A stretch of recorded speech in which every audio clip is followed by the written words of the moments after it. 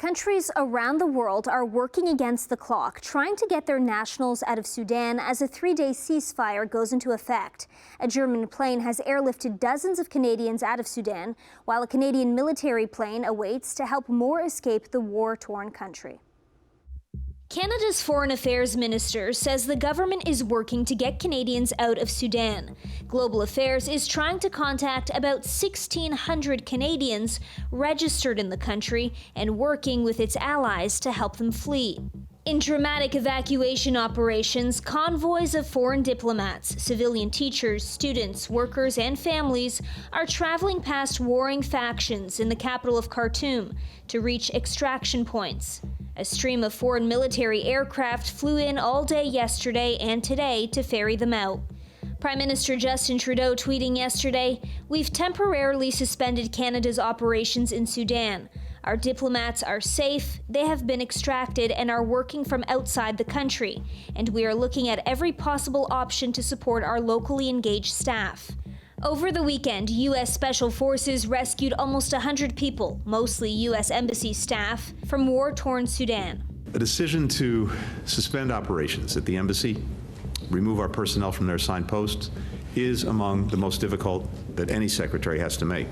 I want to stress that we have only temporarily suspended operations at the U.S. Embassy in Sudan. We fully intend to resume those operations as soon as it is safe to do so. We remain deeply committed to the Sudanese people and to their future. Fighting has erupted across Khartoum and at other sites in Sudan in a battle between two powerful rival military factions, engulfing the capital in warfare for the first time and raising the risk of a nationwide civil conflict. Tension has been building for months between Sudan's army and the Parliamentary Rapid Support Forces, which together toppled a civilian government in an October 2021 coup. The friction was brought to a head by an internationally backed plan to launch a new transition with civilian parties. A final deal was due to be signed earlier in April, on the 4th anniversary of the overthrow of long-ruling autocrat Omar al-Bashir in a popular uprising. When fighting broke out on April 15th, both sides blamed the other for provoking the violence.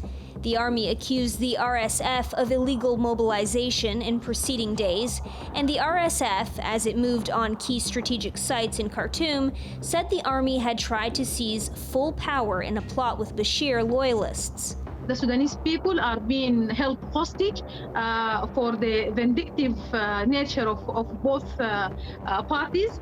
After a week of strife that has killed hundreds of people, the two parties are still not ready to negotiate.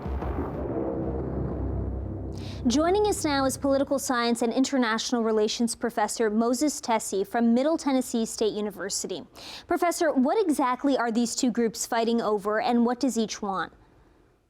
Well, they're fighting over power. That's what it boils down to. They seized power just 2 years ago from the after the revolution that toppled Omar Bashir, the former strongman president of Sudan.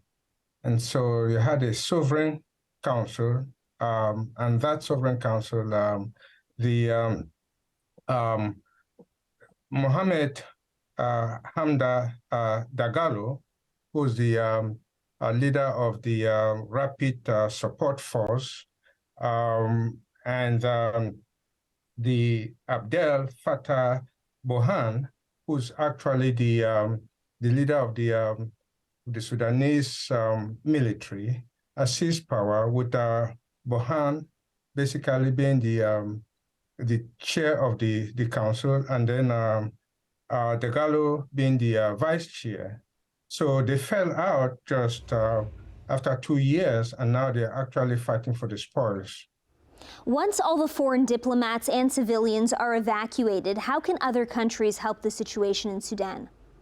Well, the African Union, the last thing I read was that they were sending some envoys there made up of the president of Kenya and that of South Sudan, and one other African leader. Now, I do know that the United Nations is taking a very close look at this and also trying to see if it can work out something. But in reality, the fighting is just so severe that at this point, it seems as if it's going to take a little bit longer to try to get the two to agree to sit down for a ceasefire. There was one that allowed for some type of an evacuation, but of course, we don't know how long that's going to be. The U.S. and Canada are always ready to help when the time comes. But at this point, it seems as if it's difficult because the war is still hot.